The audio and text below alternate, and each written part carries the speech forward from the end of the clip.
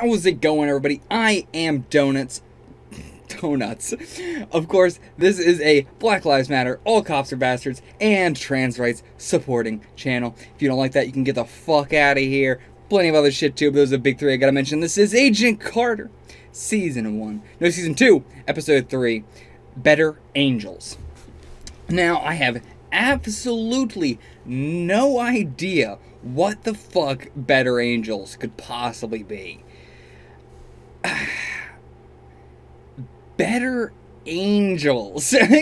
Like, maybe that could just be total random non sequitur, like a biker gang or something. Like, you know, or just like the title of a group of new, people. Or maybe that's what the organization that Chadwick was a part of, the Better Angels. Maybe that's what that place is called. I don't know. That's like the only kind of guesses I can give. Otherwise, I have no idea. If you want to see the full length of this one, check it out on the Patreon below for $4 a month. Why did I do my sign off? What is wrong with me today?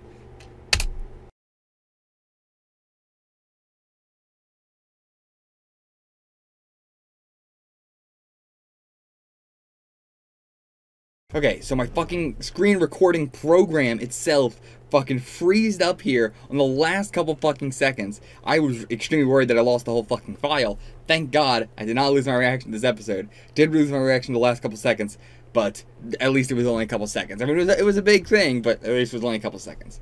But, so let's talk about that really quick. I mean, I could see where that scene was going, right as it cut out. Okay, so, like, first of all, like, the whole thing with him, the phone calls he was talking about, I was actually very surprised that he got up and started leaving at first, because I was like, man, this is such a common tactic, to be like, oh yeah, I'm defending you and all that, so don't you want to, you should be doing something for me to make up for it, and all that fucking sleazy shit. But the fact that he was getting up and everything, so I was like, okay, is this great? Like, but we've already seen the way the guy acted, so no way I'm buying into this. But the fact that, he was doing that to get her to come after him and everything, like, clearly, that's even scarier, because he's been doing this for a long time. He's got a whole system worked out. That is fucking scary. But, so, then I thought at first what was happening was she was turning him into ice, like the coroner or the ice cop when he died. But, no, it seems like she sucked up his energy inside of her. I mean, which makes sense, because that's the Zero Matter's thing. But, so, I think that's what happened. We didn't really see exactly. It kind of cut away. So, we'll really see next episode. But her Zero Matter thing got bigger. She definitely did suck up some inside her. I just don't know if she sucked up the whole, like, if the corpse is ice, or she just sucked up, like, some fucking soul thing from it or something. But we didn't see the body anywhere around, so I'm going to assume that she sucked up the whole thing inside of her. Made the crack bigger, obviously. I don't give a shit about this guy specifically dying, but this murder is going to be very hard to, to call it a murder is, this accidental murder, is going to be very hard to cover it up. If she can at all, like, I don't know how she's going to be able to cover this up, but there is no body. The crack on her forehead still coverable. She has some time to, try and figure out something to do. The manager was probably lying about the phone call entirely, so, like, there's probably no phone call in the slightest, so might not be anything going on there that they would look into. I mean, not that those people would be looking into anything anyway, but, so she's gonna have some time. She has some time to do something with this. Like, it's not like she has to hide anything, like, it's not like she has to bury a body, but just to come up with an alibi as to, something, because the manager was around here. Is there anybody that knows managers around here? I don't know. This could go either two ways. It could be very easy to get off with this, or it could be very hard to get off with this. So, okay, where do we want to move on from here? We have, Howard is back, cool to see him back. This episode was probably the funniest episode that we've gotten so far out of these three. Honestly, one of the funniest episodes in Agent Carter, which is surprising because of its, subject matter. It was not like a jovial episode. It just had a lot of, like, offhandedly very funny comments.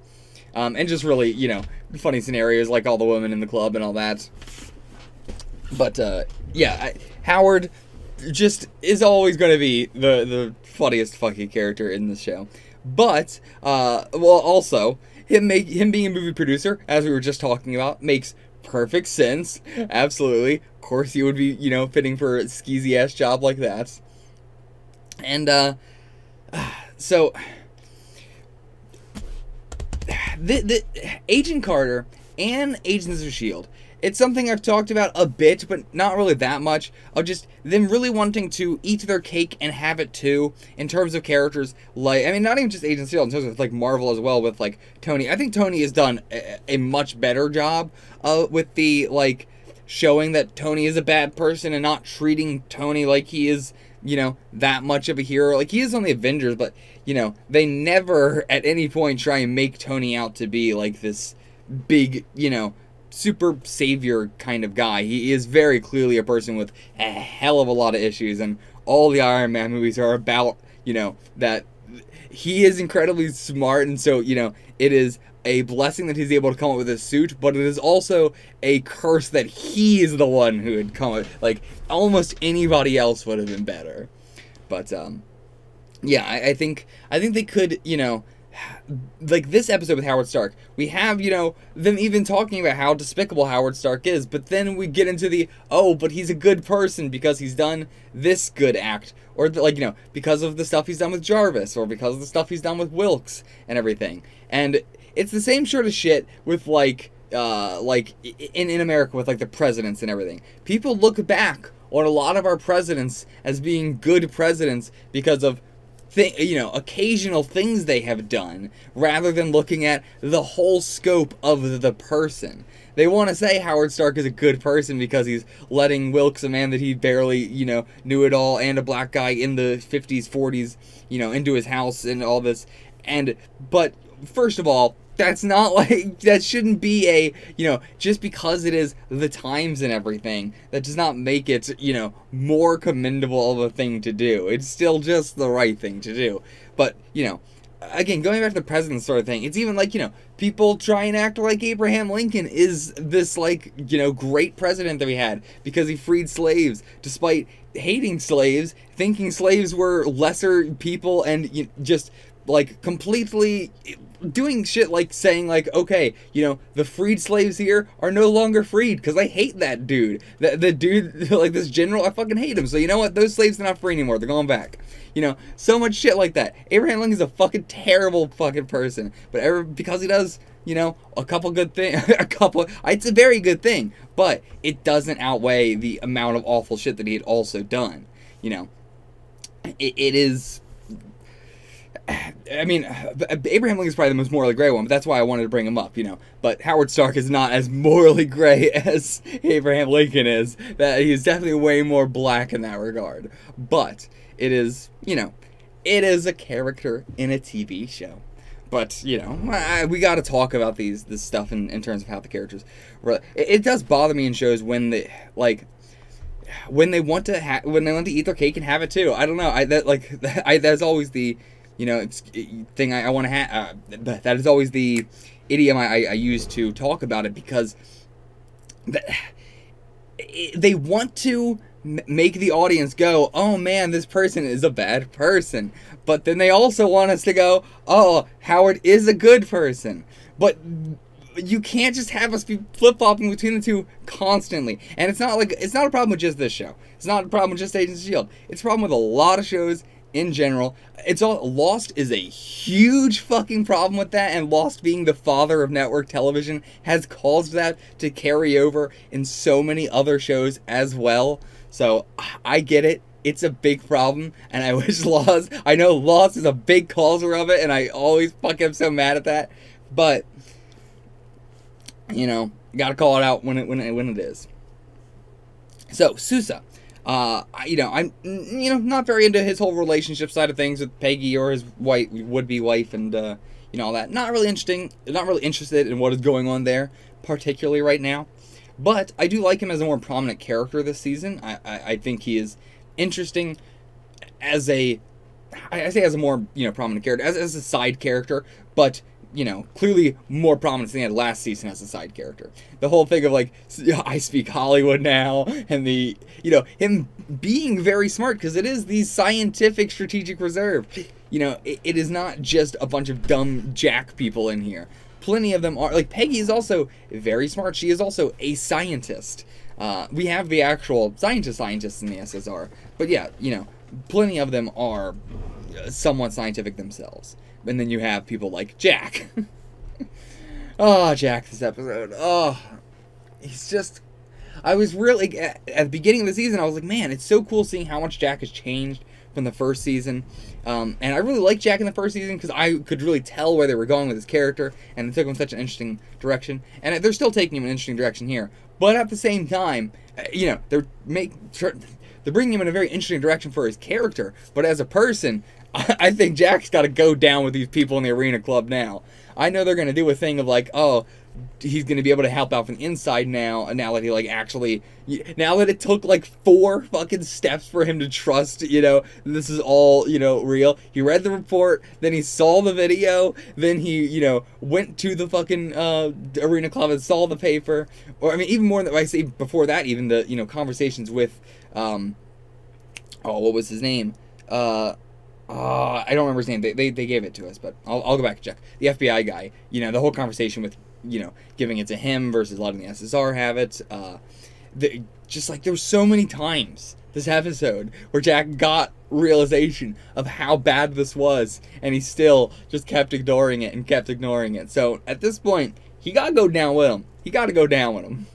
And so I don't know how I didn't see that coming. The FBI guy being a part of the Arena Club. I don't know how I didn't see that coming. He is old as shit and white as shit. Of course he's on the fucking council.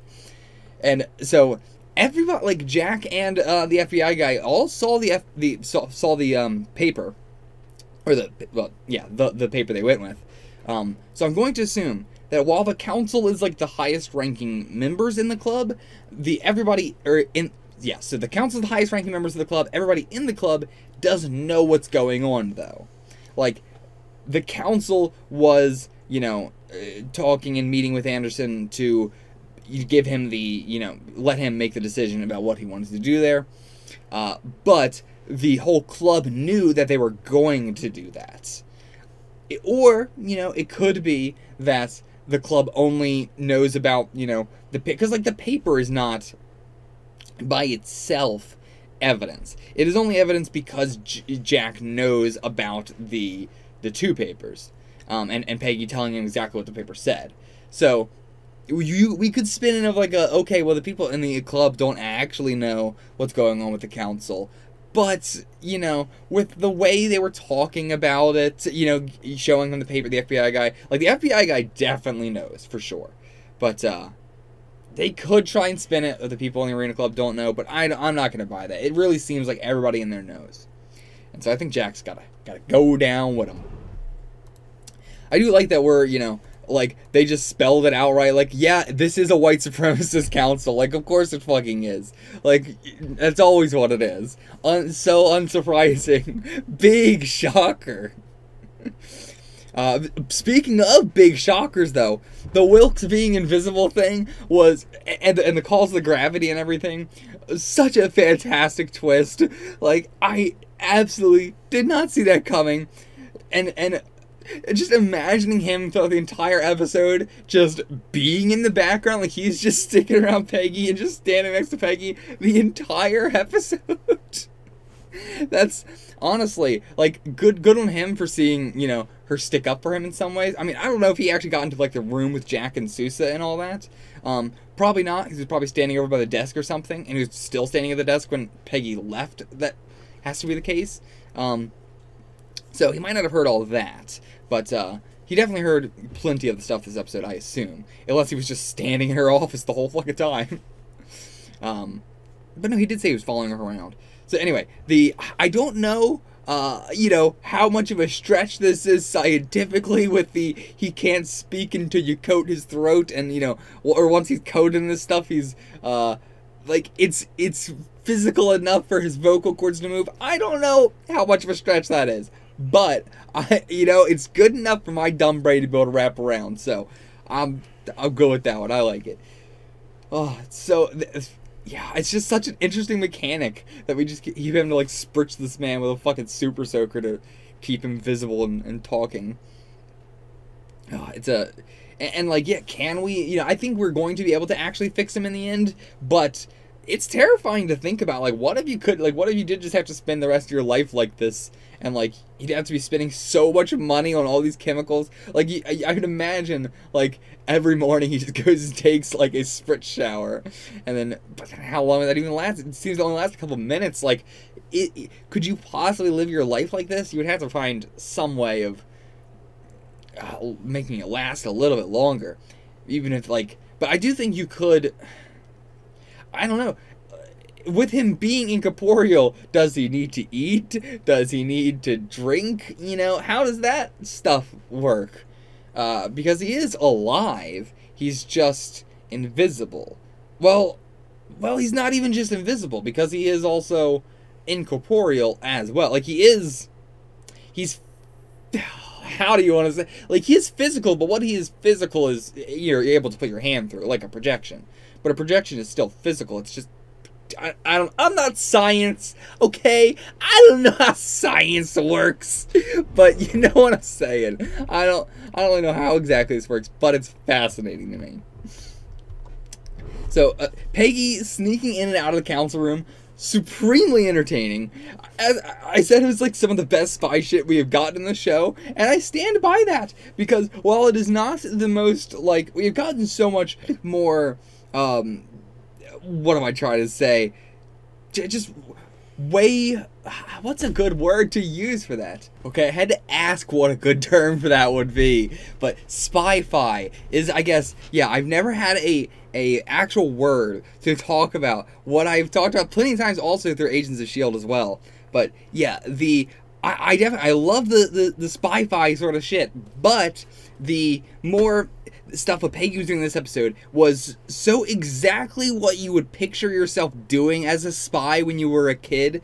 Like, the very low level, oh, I'm gonna, twist the wires here together to make this thing catch fire, and that'll distract him, and then I'll crawl behind these couches away and slip through the door, and the whole, the statue that you pull down the bookshelf, opens up. It is exactly what you picture yourself doing as a spy as a kid. And that is what, makes it the best spy shit for me. It's just because it is getting to see in live action that nostalgia. Oh, man. I keep talking about just how funny this episode was, but it fucking was. Like, my favorite joke in the whole show so far is probably just Peggy. Oh, sorry, burp. Peggy doing the taking Howard Strange to the come on, who's a good boy? Who's a good boy? Come on, who's a good boy? And Howard even saying, I am.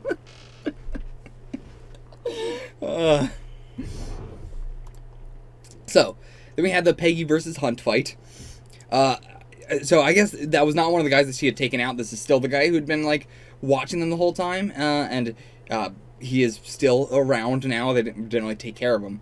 But yeah, having to fight somebody while you are absolutely exhausted post-workout, and she still put up quite a fight. Like, man, I would love to see Peggy, in, like, Agents of S.H.I.E.L.D. Because in Agent Carter, all the fights are a little bit more, like, they're purposely not done to be as cool as Agents of S.H.I.E.L.D. They're not supposed to be sort of like modern martial arts sort of fights. They want to get that sort of slow fight from, like, the old movies where the choreography was a lot less impressive, and, there was a lot more big swinging punches, or just, like, sound effect moves, which is definitely a lot more of what we get in Agent Carter. Like the slaps and the thwacks and the seeing Peggy with, like, the skills she has in an Agents of S.H.I.E.L.D. fight with, like, actually, amazing choreography and great directing and all that. I would love to see that, because she is a powerhouse. She is insane. But it is interesting. It is, like, funny to me with the, with the having to almost like, you know, quote unquote, lower her power level because it is a series in the 50s and they want to get across that vibe of the 50s. So they have to, even though she is that strong, make her feel, or not feel less strong, but look visually less strong, if that makes sense. Because, like, she does still, I would say, beat up the same amount of people, or can take on the same groups of amount of people, but just the way in which she does it looks inherently less impressive. But, yeah, where do we want to go from here? The security system. So this is the start of, you know, AI Jarvis. Well, not the start of AI Jarvis. It's the start of the idea of using Jarvis's voice as a, you know, security system type thing in general. I know this is not the real start of AI Jarvis, because obviously this is just a recording of his voice. But still, it is the start of that idea, which is really cool to see. And I love him, you know, being very against it, very much so. I do not want to live the rest of my life as a disembodied voice. Oh, poor Jarvis. Poor Jarvis. I wasn't able to leave it in my reaction. I wanted to, but it was also so pointless that I was not, you know, I felt fine cutting it out for other stuff. Wilkes and Peggy having this debate at the end of the episode of Wilkes wanting to leave to not put them in danger, that felt very forced to me. I don't see what, like, where was Wilkes coming from? Can anybody explain to me in the comments where he was coming from? Because Isodyne thinks he's dead and he's invisible, so what is the danger? Like, they were going after to kill Peggy because of the situation with Whitney. And they know that, like, they don't, why would they think that somebody was coming after them to kill Peggy because of Wilkes? Like, because of her defending Wilkes, sure, but that has nothing to do with Wilkes being there, like, physically. So, because it wasn't saying, like, no, you stop helping me. It was just him saying, I'm just not going to be in this building anymore. But, and even then, you know, him being outside is just more dangerous. But at the same time, he's also invisible, so, like, it's not going to make any difference. Like, I don't know. Really weird. Really weird. Felt very forced. Don't know why. Don't know. I mean, I know why they did it. It's because they wanted to have that moment, but, yeah. Yeah, I think that's it for this episode. Really good one. I will see you guys for the next one. Until then, get the fuck out of here.